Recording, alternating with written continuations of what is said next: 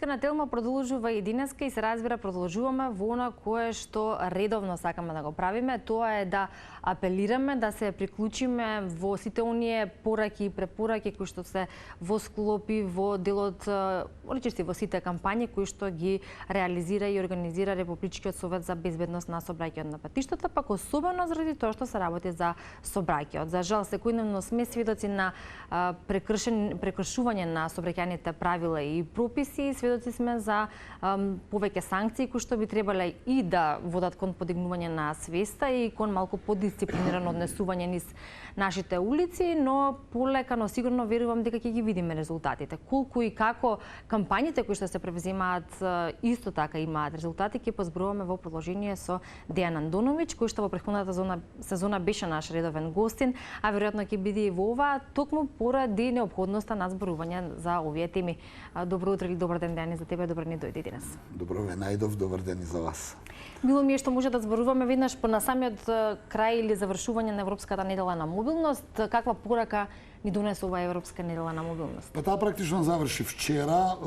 Сите тие ангажмани кои ги имавме и сите тие работења кои се беа прикажани изминатите денови, пораката беше и она што беше и насловот. Европска недела на мобилност, ќе потсетаме за да се допре до граѓаните да ги користат повеќе алтернативните приоди во сообраќајот, односно мобилноста да се зголеми додека убаво времето, да се возат велосипеди, да се оди да се пешачци и сето тоа со цел, нели, прво е поздраво, второ е поевтино, трето се намалува емисијата на штетните гасови во воздухот и четврто, вие како човек кој сте со велосипед или одите пешки, полесно можете да дојдете од точка А до точка Б, немате проблем со паркирање и оттаму сето тоа, таа мобилност се зголемува, се разбира, а таа е насочена до 5 километри далечина, така да сакавме да апелираме до граѓаните, доколку дестинацијата до која се движат не е подалечна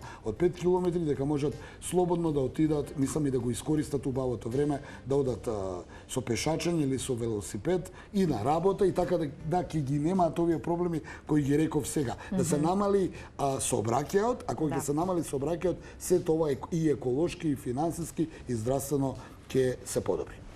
Да, но ние никако не можеме да забележиме намалување на сообраќајот во било кој дел од годината или во било која сезона, па дури и со зголемувањето на цените на бензините, нели, кога целово изминат турбулентен период во однос на тоа, не го намали никако присуството и фреквенцијата која што гледаме во сообраќајот. Па тешко е да се каже дека нема. Прашањето ми е колку има ефект сето тоа, нели, се зборува и се порачува и се препорачува и постојат кампањи, и точно е наведено зошто и како би требало тоа да биде. Сега Во првиот дел не можеме да кажеме дали е намален или зголемен, бидејќи живееме во релативно голем град, да, кој е главен град, тука луѓето се движат, некои се со велосипеди, но некои се со возила.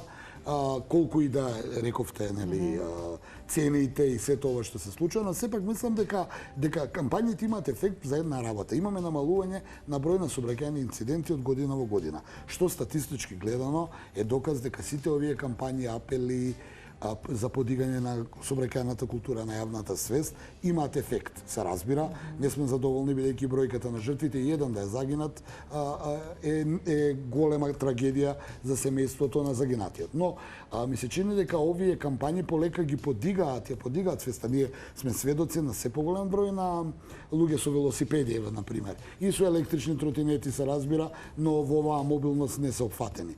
Да. Исто така има многу луѓе кои ќе отидат полесно пешки до одредена дестинација наспроти минатото. Повторно ќе кажам, се работи за дали времето и условите дозволуваат за тоа. Во секој случај Европска недела на мобилност е на ниво на цела Европа и таа се прави со години.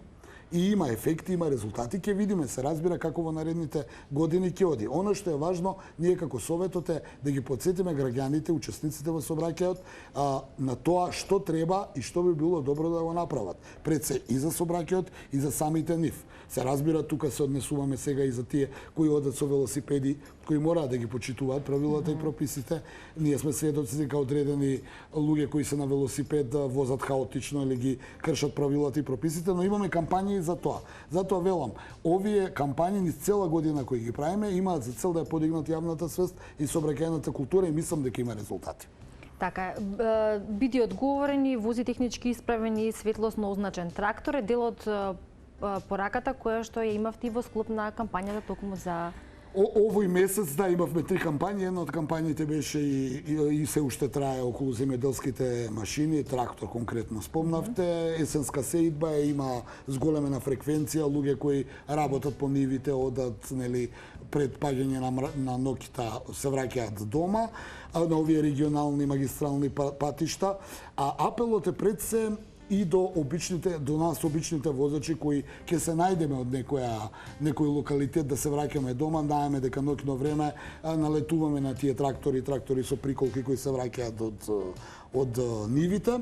Сакаме да апелираме прво до тие луѓе кои ги управуваат тие земјоделски машини, дека мора да има технички исправни возила, мора да имаат штопови, мора да имаат на приколиците да бидат означени како што треба, да се враќаат пред паѓањето на нокита. Од друга страна да апелираме до обичните возачи да имаат поголемо трпение. Тоа се мали тесни патишта во мали населени места, да не претицуваат, да имаат трпение, но и техничката исправност. Ние секоја година апелираме до луѓето кои управуваат земјоделски машини дека треба да ги почитуваат правилата и прописите, значи техничката исправност на 6 месеци, регистрацијата ми се чини дека е на 2-3 години, не сум сигурен, но важно е да има технички исправни возила, но и повторно ќе кажам сообраќајна култура. Ако вие се враќате како на пример од некаков предстој во природа и сега се враќате на дома и гледате таков трактор, а не можете да го претицате, немојте да го претицувате. Бидете трпеливи за некој километар и да загубите некоја минута не е толку страшно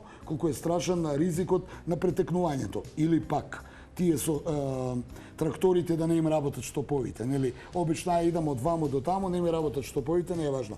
Токму тоа што не е важно може да донесе до некаква несакан сообраќајен инцидент. Да, но ваша работа е да го тоа препорачувате и порачувате, а од друга страна доколку тоа не се почитува и не се практикува, веќе задолженијата, односно задачата е на друга институција, нели? Имаме едукативни работилници, одиме на терен, разговараме со такви луѓе од одредена, нели, категорија во што е насочена кампањата, имаме едукативни флаери, имаме едукација, комуникација и се разбира преку вас медиумите се обидуваме да апелираме. Овој другиот дел, нашиот партнер МВР, веројатно и се разбира сообраќајната, не би можел да зборам о нивно име, но сум сведок како новинар дека секој ден имаме билтен толку казнети, не знам, со дејство на алкохол, брзина, земјоделски машини, сега велосипедисти, да не ги набројувам. Но сепак ние одиме на превенција.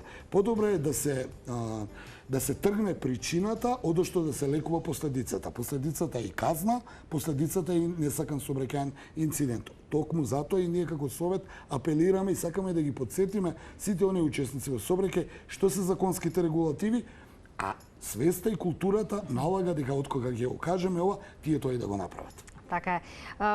Не може некој да не знае дека не треба, пример, да вози во алкохолизирана состојба, туку тоа веќе се препишува на несовесност и несвесност. Да, не толку едукација, заради тоа што не постои некој кој што тоа не го знае, се разбира, така нели?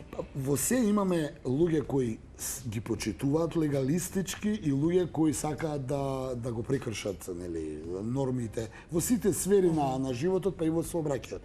Она што е важно е дека не можеме да судиме врз основа на одредени недисциплинирани поединци за цела категорија на учесници во сообраќај. Значи ние гледаме дека велосипедистите, ќе ги земам за пример, многу возат каде што не треба и треба, но не можеме да ја осудиме целата категорија на учесници во сообраќај. Има велосипедисти кои одат по правилата и прописите.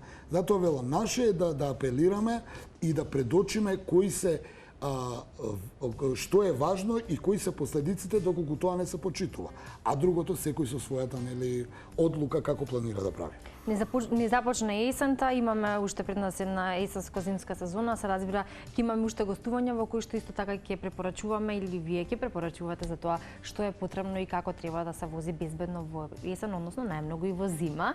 Така што ќе се видиме Дијана во следна прилика. Благодарам за гостувањето и за и препораката, но и информациите за тоа што има најново од активностите на РСБСП и Републичкиот совет за безбедност на сообраќајот. Ви благодарам и на вас што ни давате поддршка во овие кампањи кои ги спроведуваме низ цела година, така да и во наредните кампањи стоиме на располагање да излеземе, да информираме со што се занимаваме и што е актуелно во сообраќајот во моментот. Заедничка е желбата да сите овие кампањи имаат резултати и ефекти, се надеваме дека тоа ќе го гледаме во иднина.